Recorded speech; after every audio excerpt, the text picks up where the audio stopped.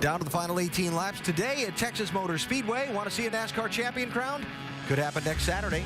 Phoenix International Raceway, or in 2 weeks for sure at Homestead Miami Speedway in South Florida. One of those two, the NASCAR Nationwide Series champ's going to be crowned. You can join us for either one or both of those races. NASCAR.com/tickets would be the place to check it out.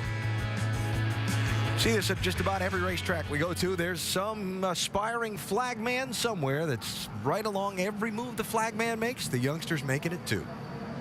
He's got him backed up there. Hello, that young man's doing a good job. He's got his caution flag out, as we can see there on the right, and he's been up on the wheel to throw that green flag when they start. You will find him on a short track flag stand somewhere in about 15 years or so. That's great. We were speculating whether the 88 had a transmission problem or not after these last couple restarts. Shannon, what's the answer? Well, let's find out from crew chief Pops. What has been going on these restarts with your driver? Brad is the worst at restarts of any driver I've ever seen, just to be honest with you. He's been that way ever since he's been here, but he said the sun's in his face and he can't tell where the lines are on the wall, so whenever he did go, he spun the tires, so we'll see what happens this time. We're going to try to count him down this time and see if we can make sure he knows when they're fixing to go.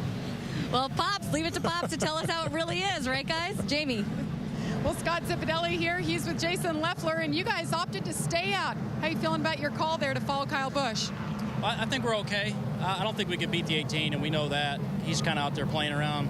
But the Great Clips Toyota's been running real good. We've had some great pit stops. Jason's real happy with the car, so hopefully we can get a good, solid finish for Great Clips. And we obviously we'd love to win the race and dedicate it to all the military people that are affected by Fort Hood tragedy. And we want to say thank you from Great Clips and Braun Racing to all the men and women in the armed forces that have served us, past and present. We really appreciate their sacrifices. It'd be cool to win it for them, but you know, we'll see what we can do. Well said. Thanks, Scott. Let's go over to Dave. So, Jamie, Matt Kenseth left the decision squarely in Eddie Pardue's hand and then kind of questioned you a little bit when you only took two. How tough can this crew chiefing thing be some days, Eddie? It's always tough. You know, it's a little bit of a gamble here for the City Financial Ford Fusion, but I thought it was worth the risk here. Go get something. And get the track position by only taking two, stay ahead of those other guys? I wanted to make sure I stayed in front of those guys. You know, I know it's important here, and I knew it's going to be tough, and I didn't want to lose anything else, so I thought he could do his job on two. Kept what they had, got two. Vince? With Dan Deringhoff, crew chief for Casey Mears. Casey earlier asked, get me up to third with some clean air. We might have something for him. Well, you're there. Do you have it? Well, I hope we do. The all-day in Chevrolet has been real good today.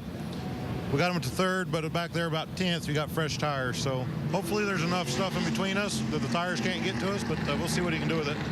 We're about to find out. Should be an exciting finish, Marty. Yes, it should, because you like the strategy of the guys who pitted for tires, especially I would imagine you'd rather have four also. Oh yeah, in that situation you want to get four tires, and I do understand the the indecision there for Eddie Pardue, and he wants to make sure he had the track position and didn't want to give it away.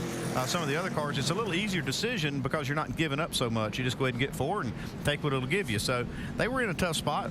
They do have two tires though, and that should help them right here. Yeah, and anybody that thinks that Tony Uri Sr. there was only saying these things because Brad's going to be leaving in a few races, he would have said that if he was going to be there for 4 more years. That's just the way he does things.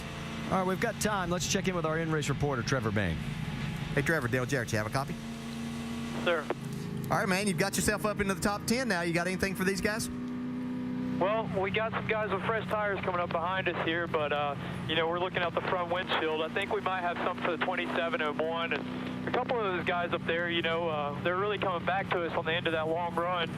These restarts are kind of killing us because, it just really depends on what lane you get in. Sometimes the bottom will roll, but if everybody takes off, then the top's really the place to be to get off of turn 4 and get a run. So, luckily, it looks like we're 8th right here. We're going to be on the top.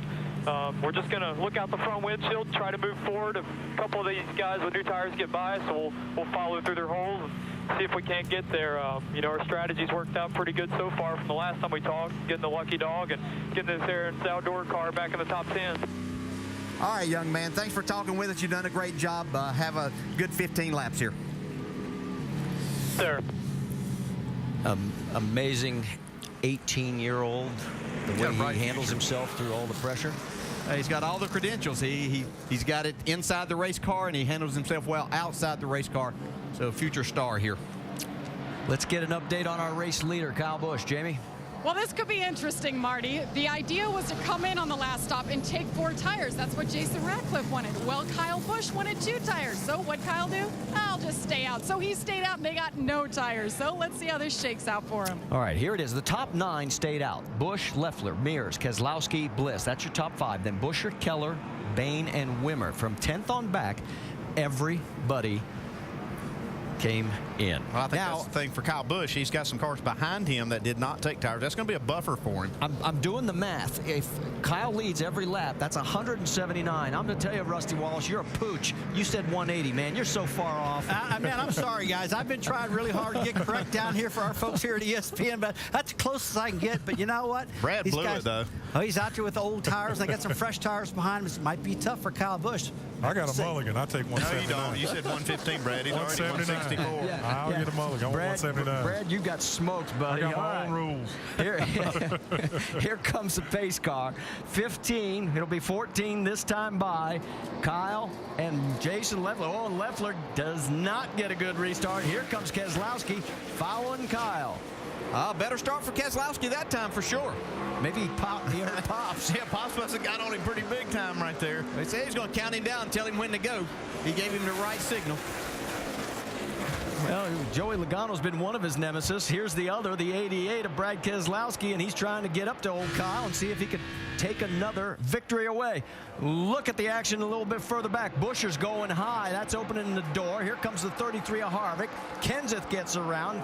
Jason Keller's in the mix in the 27. Yeah, you got some fast cars on new tires right here against cars that have not been as fast today and don't have tires. Yeah, and these guys on the new tires, they just need a little bit of an opening, but if they get held up any at all, it's going to take away their chance.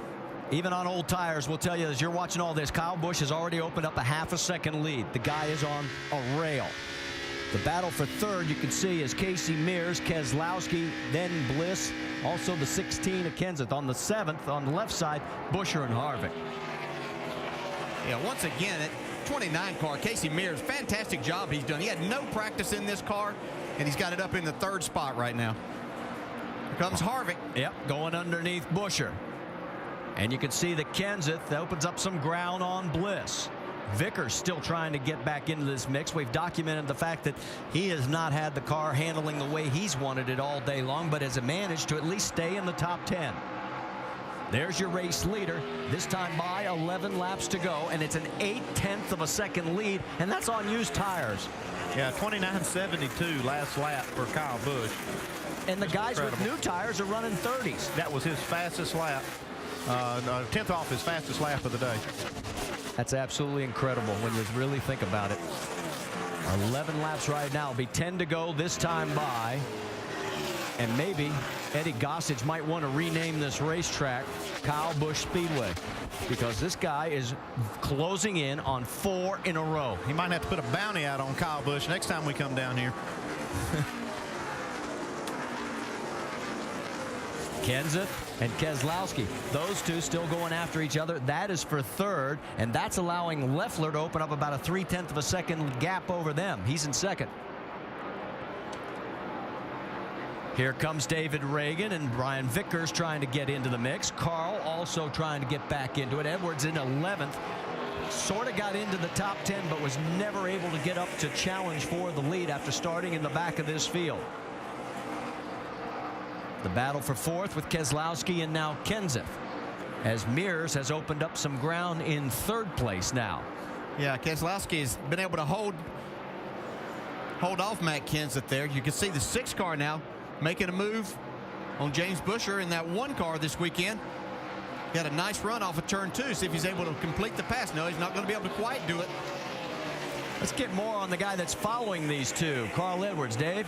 Yeah, he'd hope to make a charge to the front, guys, but he believes he has a rear wheel loose, so he's kind of tiptoeing right now at about 180 miles an hour. Yeah, I wonder what was wrong, because he did get 4 tires right there, and he's not able to really get going. And here goes Matt Kenseth. Speaking of getting going, he's getting by this 88 car. I think now if he can get a little bit of clear racetrack, he might be able to make up some ground on these leaders. Move Kenseth to 4th, but he's 0.8 of a second behind Mears in 3rd.